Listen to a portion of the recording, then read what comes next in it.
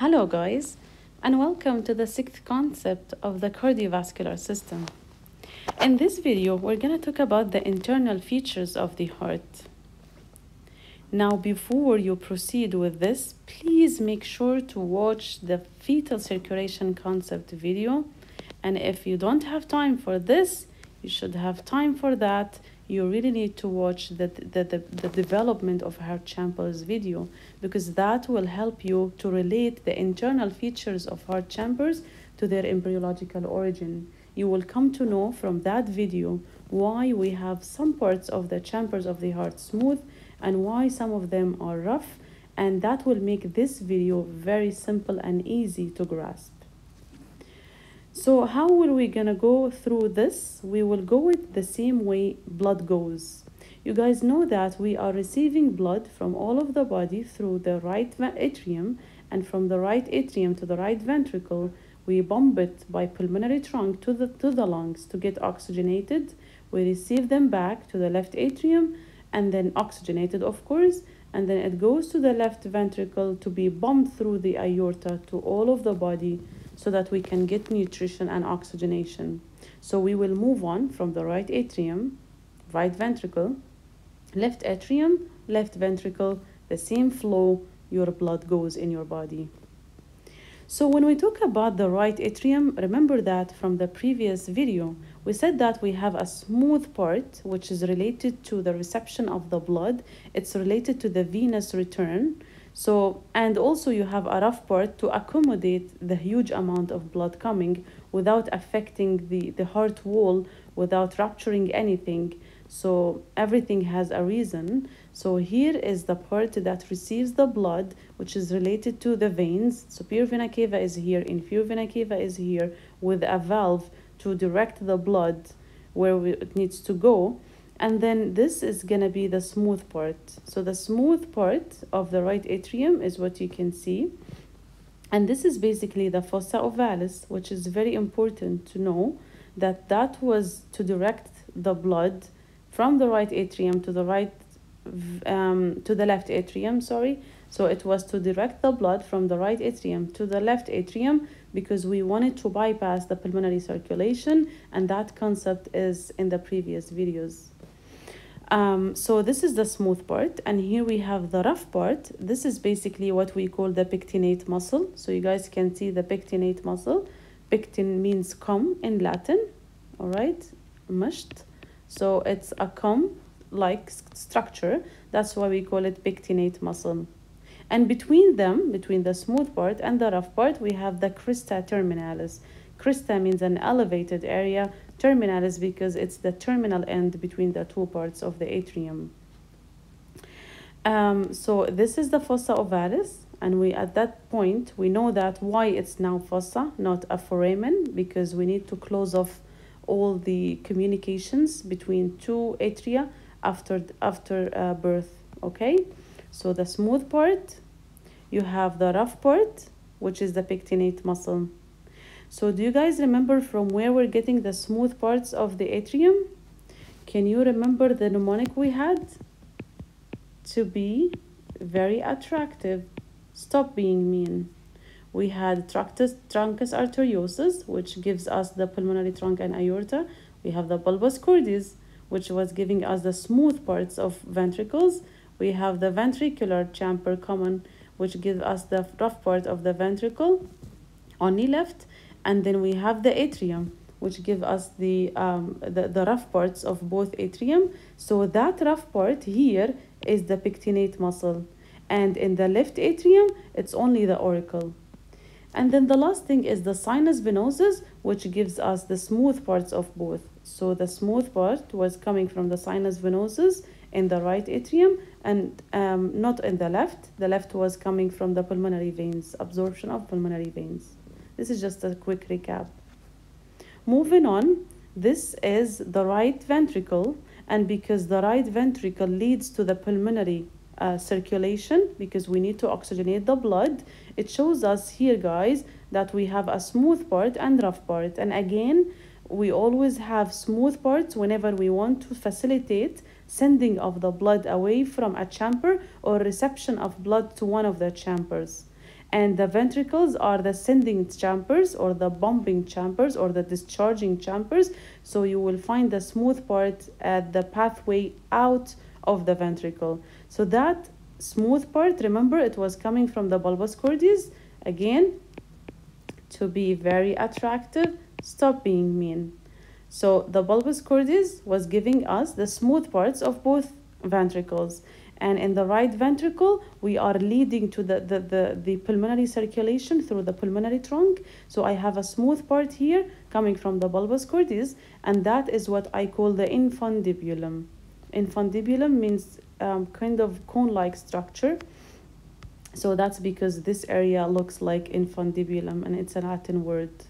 And here I have the rough part, which is basically the muscular ridges. I call them trabeculae carneae. It means muscular ridges, and it's attached to the papillary muscle. And from the previous videos, you will know why we call them as such, and you know the function of them, because when we contract the ventricles, we want the papillary muscles to pull the chordae tendineae that are attached to the cusps of my atrioventricular valves to close off all the passages between the two chambers, because I want the blood to go to the lungs and I don't want it to go back to the right atrium at that point. So these are the trabeculae carneae, and these are my papillary muscles, and this was the septal one, because we are on the right side, we have three cusps. So this is the septal one, and I have right and left, and then I have one extra here, ridge, which is what we call the moderator band, which is helping in the projection of the electricity of the heart to the rest of the conduction system. This is the moderator band. These are the papillary muscles, and this is the cusp of the tricuspid valve. These are all chordae tendineae, and these are the rough parts of the right ventricle, and this is the smooth part that leads to the pulmonary trunk. And we know the origin of everything we can see here from the previous video.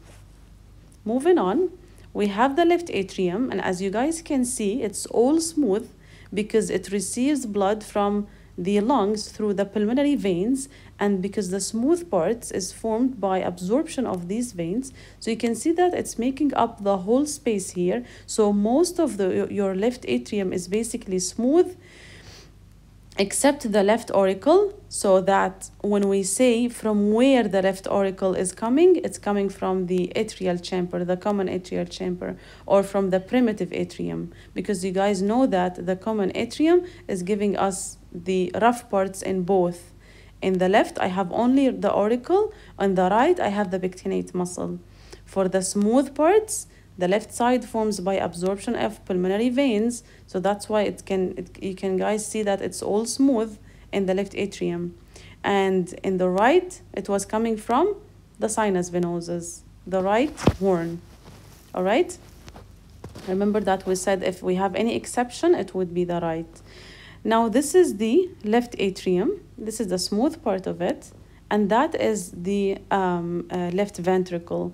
You guys can see from this nice view that because here we are trying to pump blood through the aorta, and of course this connection is cut here. We cannot see the vestibule that leads to the aorta, but this is a nice view because I want you to compare between the two ventricles. The left ventricle has a wider lumen because here I have higher pressure. I have even thicker wall because I'm pumping blood against high resistance to the whole body. So that would push the interventricular septum, making this lumen bigger than the right ventricle. And also the muscular wall is higher because I need to pump blood against higher resistance compared to the blood coming from the right ventricle, which is only pumping to the lungs. All right? So these are again papillary muscles. These are all trabeculae carneae. The rough parts in the left ventricle can be seen here, but the smooth cannot be seen here. But this is again back. We are in the left atrium. This is the smooth part.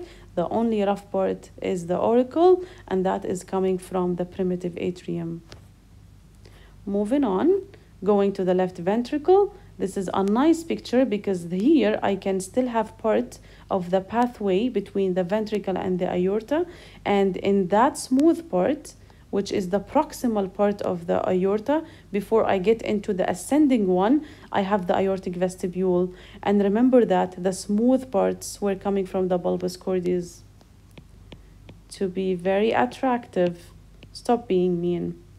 So the bulbus cordis was giving us the smooth parts of the ventricles. We had the infundibulum leading to the pulmonary trunk, and we have the aortic vestibule, which was leading to the aorta. And of course, truncus arteriosus gives us aorta and pulmonary trunk. Now here, this is the left ventricle. These are all papillary muscles holding into the bicuspid valve.